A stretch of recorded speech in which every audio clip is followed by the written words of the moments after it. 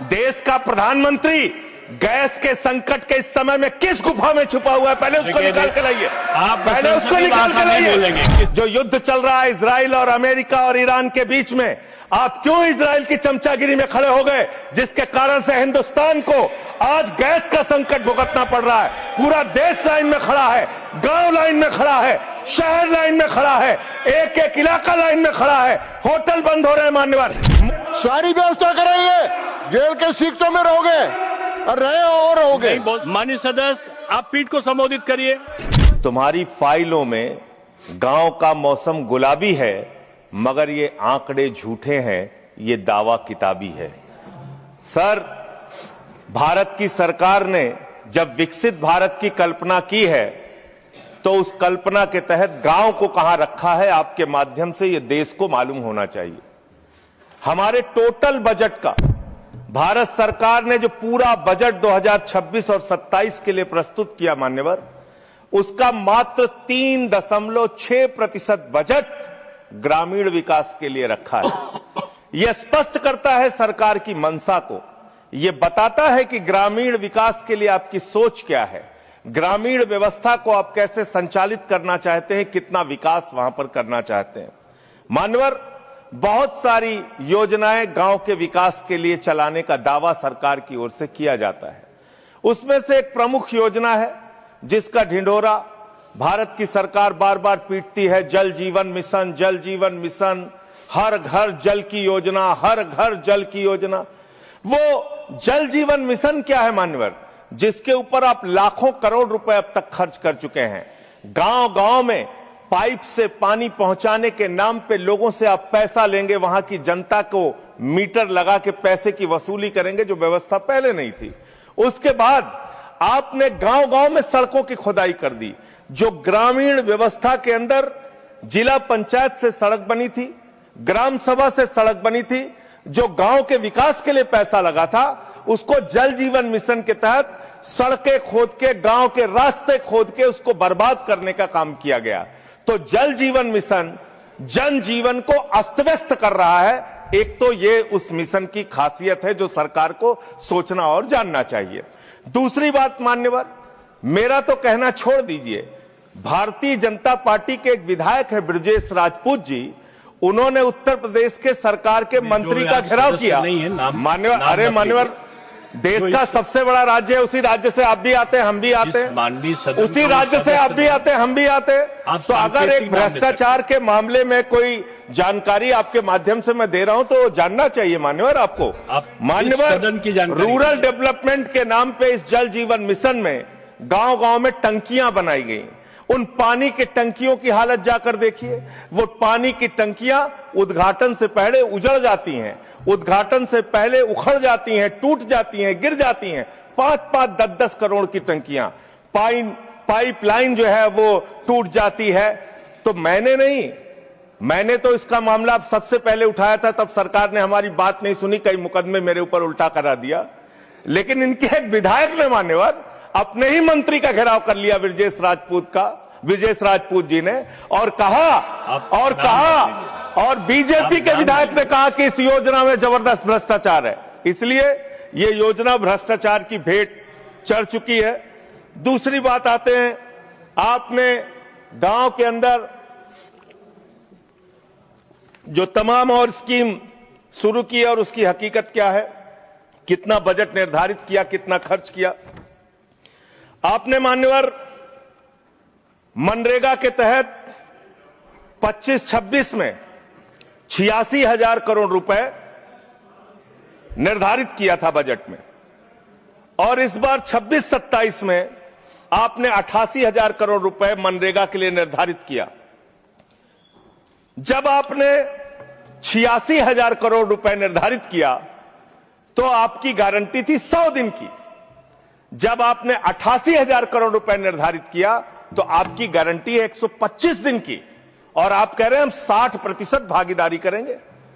पिछले कई वर्षों से, जब से प्रधानमंत्री नरेंद्र मोदी जी बने हैं इस देश के, और जब से भारतीय जनता पार्टी की सरकार है, मनरेगा की स्कीम में इस सदन के अंदर मैं पूरे जिम्मेदारी से बोलना चाहता हूं, एक भी साल में 50 दिन से ज्यादा आपने रोजगार नहीं दिया। मनरेगा स्कीम को आपने मारने का काम किया, खत्म करने का काम किया, और उसके बाद आपने कह दिया 40% राज्य सरकारों की हिस्सेदारी होगी। जो राज्य सरकारें ज्यादातर घाटे में चल रही हैं, चलिए वो भी आपने कर दिया जो आपको करना था, आपने स्कीम पास कर दी जी राम जी की।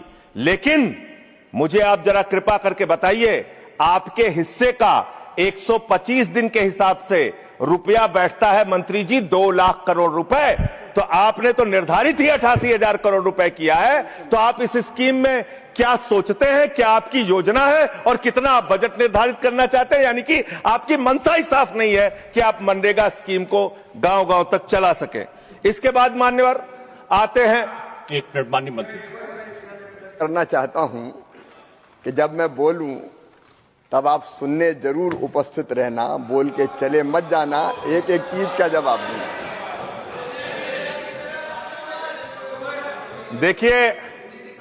देखिए मान्यवर, भगौड़ा इस समय कौन है पूरा देश जान रहा है। भगौड़ों के बारे में मत कहिए।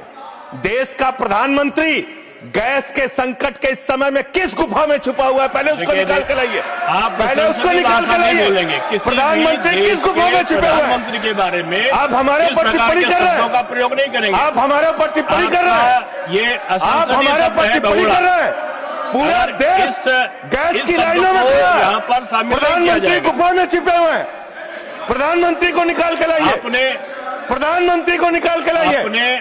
मुद्दों पे बात नहीं करेंगे। इस्तेमाल किया है, ये शब्द ठीक नहीं है। अरे मान्यवर, आप मेरा समय जा रहा है। मान्यवर महोदय, मान्यवर मेरा समय जा रहा है, कृपा करके समय। जी राम जी ने आपको जी राम जी पर रात को 1:30 बजे तक मैंने चर्चा सुनी, और जब उत्तर देने की बारी आई तो विपक्ष भाग गया था। इसलिए मैं निवेदन कर रहा हूं कि रहना जरूर, एक एक चीज का जवाब दूंगा, एक एक चीज का। दूसरी चीज है, जो भगोड़ा शब्द है उसको उसमें शामिल नहीं करेंगे। जी मान्यवर, बात करते हैं ग्रामीण विकास की। आप बात कर रहे हैं, उज्ज्वला स्कीम के तहत 8 से 10 करोड़ सिलेंडर गांव में आपने बांटे हैं, और 10 से 11 करोड़ सिलेंडर के कनेक्शन लोगों ने अपने आप से लिए हैं। 21 करोड़ सिलेंडर के कनेक्शन गांवों में हैं। मैं आपके माध्यम से इस सरकार से पूछना चाहता हूं, मध्य एशिया के अंदर जो युद्ध चल रहा है इजराइल और अमेरिका और ईरान के बीच में, आप क्यों इजराइल की चमचागिरी में खड़े हो गए, जिसके कारण से हिंदुस्तान को आज गैस का संकट भुगतना पड़ रहा है। पूरा देश लाइन में खड़ा है, गांव लाइन में खड़ा है, शहर लाइन में खड़ा है, एक एक इलाका लाइन में खड़ा है। होटल बंद हो रहे हैं मान्यवर, मोरवी के अंदर गुजरात में टाइल्स की फैक्ट्रियां बंद हो रही है मान्यवर। आपने क्या हालत की है। आप राज्यों के साथ न्याय नहीं करते, आप ग्रामीण व्यवस्था के साथ न्याय नहीं करते। आपने बनारस के अंदर 4200 एकड़ जमीन वहां के किसानों की जबरन कब्जा की। 2013 का जो अधिकरण का नियम है, वो नियम आपने लागू नहीं किया। वहां लाठियों से किसानों को पीट के प्रधानमंत्री के संसदीय क्षेत्र में जमीनें कब्जा करने का काम आपने किया। जो पंजाब पूरे देश का पीडीएस सिस्टम चलाता है, 50% भागीदारी पंजाब के किसानों की होती है। आपने पंजाब के रूरल डेवलपमेंट का 8,000 करोड़ रुपए मार के बैठे हुए। आप बताइए क्यों आपने पंजाब का हिस्सा नहीं दिया, क्यों आप वहां के साथ सौतेला व्यवहार कर रहे हैं। बताइए इस देश को और पंजाब के लोगों को। वहां पर बाढ़ आई, आप भी गए थे मंत्री जी वहां पे दुख जताने के लिए। आपने वहां की भयावह परिस्थितियों को देखा था, बावजूद इसके 1600 करोड़ रुपए की मदद आपने घोषित की थी। 16 पैसे आपने पंजाब को नहीं दिए, 16 पैसे। यह आपकी दुर्भावनापूर्ण नीति है जो राज्यों को भुगतनी पड़ रही है, जो देश को भुगतनी पड़ रही है। और ग्रामीण विकास के नाम पर आपने इस देश के गांव में रहने वाली जनता को लगातार धोखा देने का काम किया है, लगातार उनको ठगने का काम किया है। चाहे वो आंगनबाड़ी की स्कीम हो, आंगनबाड़ी की कार्यकर्तियां, हर काम में उनको आप लगा देते हैं, लेकिन आप उनको पैसा देने के नाम पर आपको हंसी आएगी, हंसी आएगी, हंसी आएगी। आंगनबाड़ी की योजना गांव में ही चलती है, गांव में ही चलती है, हंसी आएगी आपको। मान्यवर, मैं अंत में एक ही बात कहना चाहता हूं। मंत्री जी ने कहा भागिएगा नहीं, मैं बिल्कुल बैठ के आपकी एक एक बात को सुनूंगा। मंत्री जी, ध्यान से सुनूंगा। जितनी बात मैंने कही है उसका पूरा जवाब दीजिएगा, और अगर आप जवाब नहीं दे पाएंगे तो मुझे भी उस वक्त बोलने का अवसर दीजिएगा। आप ही अकेले बोलने का अधिकार रखते हैं, ऐसा नहीं होना चाहिए। और दूसरी बात मान्यवर, दूसरी बात, इस समय भगौड़ा कौन है अब ट्रंप की इसका गुलामी आपका कौन समय कर रहा है? समाप्त हो पूरा गई। देश देख रहा है। माननीय जो भी इस चर्चा के दौरान जो भी सदस्य असंसदीय शब्द आया होगा वो शामिल नहीं होगा चर्चा में। अब अगर है तो नहीं होगा, अगर असंसदीय नहीं है तो शामिल होगा।